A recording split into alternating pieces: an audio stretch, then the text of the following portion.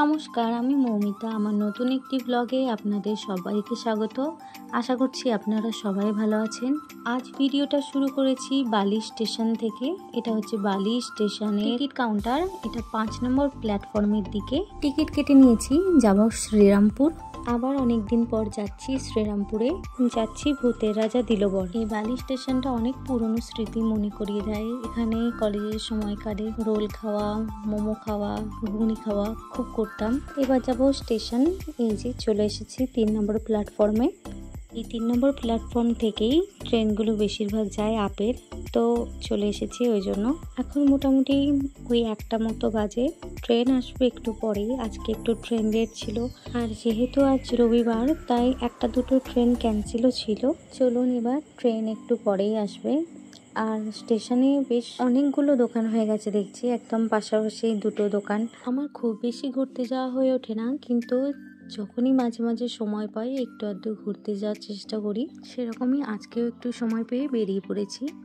Train আমাদের এবার এসে গেছে। দেখুন, ওই যে দূর থেকে ট্রেন এবার আসছে।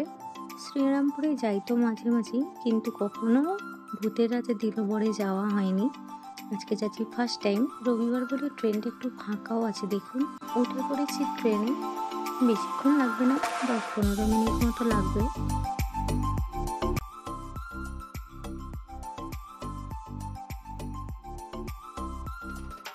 এসে গেছি শ্রীরামপুর স্টেশন। এবার নামবো নিচে দিয়ে। ট্রেনেও ভিড় কম ছিল বলে সিঁড়িটাও দেখুন ফাঁকা ফাঁকাই আছে। এবার যাচ্ছি মার্কেটের কাছটা, কারণ এবার অটো বা টোটো কিছু একটা ধরতে হবে। এখান থেকে মোটামুটি 5-7 মিনিট মতো আগেই আমরা চেক করে নিয়েছিলাম, তো তাই সামনে থেকেই টোটো পেয়ে গেছিলাম, উঠে পড়েছিলাম। কিন্তু আজকে মার্কেটটাও খুব একটা বেশি ভিড় ছিল না। জানি না, আজকে রবিবার তাও দেখলাম যে খুবই ফাঁকা ফাঁকা মতো।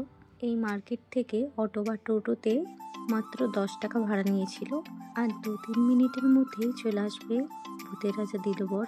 আর একটুখানি বাকি, তো মোটামুটি এসেই গেছি।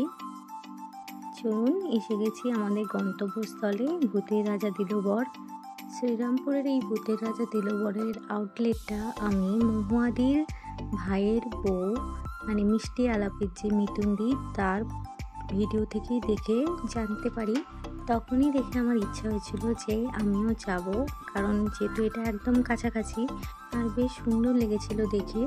ভিডিওটা দেখুন, কি দারুণ লাগছিল।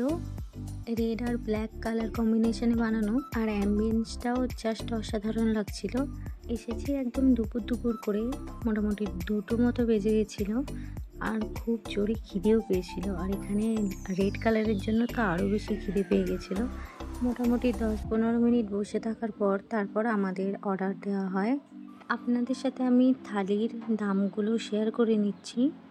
যদি আপনাদের মনে হয় যে দাম দেখে এখানে আসবেন, তাহলে অবশ্যই দামগুলো দেখে নেবেন। এখানে দেখুন, ভূতের রাজা দিলবরের কোথায় কোথায় আউটলেট আছে সেটাও আপনাদের সাথে শেয়ার করে নিলাম। দামগুলোর সাথে সাথে এখানে আসার আমার অভিজ্ঞতাটাও আপনাদের সাথে শেয়ার করে নিচ্ছি। যেহেতু এটা রেস্টুরেন্ট, তো এখানে এলে অবশ্যই একটু সময় নিয়ে আসতে হবে, কারণ এখানকার খাবার সার্ভ করার ব্যাপারটা একটু স্লো আছে। আর তো একটু আপনারা সময় সাপেক্ষ ব্যাপার যেহেতু, তাই একটু ধৈর্য নিয়েই আসতে হবে। আবার আমাদের অর্ডার দেওয়ার পর মোটামুটি বলেছেন যে খাবার সার্ভ করতে 30 থেকে 40 মিনিট মতো সময় লাগবে। সেই ফাঁকেই আপনাদের সাথে আমি মেনুগুলো সব কিছু শেয়ার করে নিচ্ছি। এখানে জন্মদিন, আইবুড়ো ভাত, এরকম রিচুয়ালস সেলিব্রেট করার জন্য ফেসিলিটিস আছে, কারণ ওনারাই আপনাদের বলা যা যা দরকার সেগুলো আয়োজন করে দেবেন। তার জন্য মোটামুটি 200-300 টাকা মতো এক্সট্রা চার্জেস লাগে। আমি ইনফরমেশনটা ওনাদের একজন ওয়েটার ছিলেন, তার থেকে জিজ্ঞাসা করেই আপনাদের সাথে শেয়ার করলাম। কারণ আমরা যে আজ গিয়েছিলাম সেখানেই দেখলাম একজনের আইবুড়ো ভাত সেলিব্রেট করা হচ্ছে, আর খুব সুন্দরভাবে সেই আয়োজনগুলো ওনারা করেছিলেন। তো দেখে আমার খুবই ভালো লেগেছিল, তাই আমি জিজ্ঞাসা করে নিয়েছিলাম যে কিরকম এখানে এই আয়োজনগুলো করার জন্য দাম বা প্রাইস হতে পারে। রেস্টুরেন্টে খাবার খেয়েছি এদিক ওদিক করে অনেক কিছুই, কিন্তু বাঙালির থালি আমার কখনোই খাওয়া হয়নি রেস্টুরেন্টে, তাই আজ ভেবেছি একটা বাঙালির থালি অর্ডার করব। তো এখান থেকে আমরা গুপির থালি অর্ডার করে নিয়েছিলাম, আর সঙ্গে নিয়েছিলাম স্টার্টারে ফিশ ফ্রাই আর নিয়েছিলাম একটা আম পান্না। টেস্ট ওয়াইজ কিরকম হবে সেটা আমিও জানি না, খাবার খাওয়ার পর আপনাদের সাথে রিভিউটাও শেয়ার করে নেব যে টেস্ট ওয়াইজ কেমন ছিল খাবারগুলো।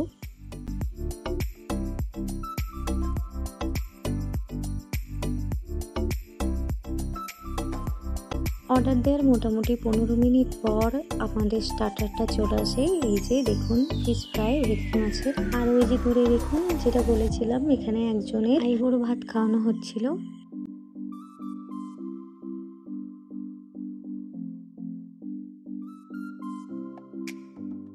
এই যে এবার চলে এসেছে গুপির থালি। এই থালিটা দেওয়ার আগে একটা ছড়া বলতে হয় আর হাতে হাতে তালি দিতে হয়। ছড়াটা ছিল হাতে হাতে দাও তালি তবে আসবে ভূতের থালি।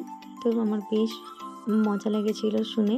তারপরে এই থালাটা আমাদের টেবিলে দেয়। থালির সাথে আমরা আরেকটা সিঙ্গেল রাইস নিয়ে নিয়েছিলাম। এখানে দেখুন কি সুন্দর একটা সত্যজিৎ রায়ের ছবি এখানে আঁকা ছিল, বেশ সুন্দর লাগছিল দেখতে। ভূতের রাজা দিল বরের খাবারের টেস্ট সত্যি খুব ভালো ছিল আর আমার বেশ ভালোও লেগেছিল। সব থেকে ভালো লেগেছিল আম পান্নাটা, জাস্ট অসাধারণ ছিল টেস্ট। আর অ্যাম্বিয়েন্সের দিক থেকেও সাজানো গোছানোর দিক থেকেও কোনো ফাঁক ছিল না। তো দারুণ ছিল, পুরোটাই আমার ভালো লেগেছিল সব মিলিয়ে। ইচ্ছা আছে সময় করে আরও একবার আসবো। ভিডিওটাও আজ এখানেই শেষ করছি। ভালো লাগলে কমেন্টে জানাবেন আর একটা লাইক শেয়ার এবং সাবস্ক্রাইব করে দেবেন। দেখা হবে খুব তাড়াতাড়ি নতুন একটি ব্লগে। ততক্ষণ নিজেদের খেয়াল রাখবেন, ভালো থাকবেন, বাই বাই।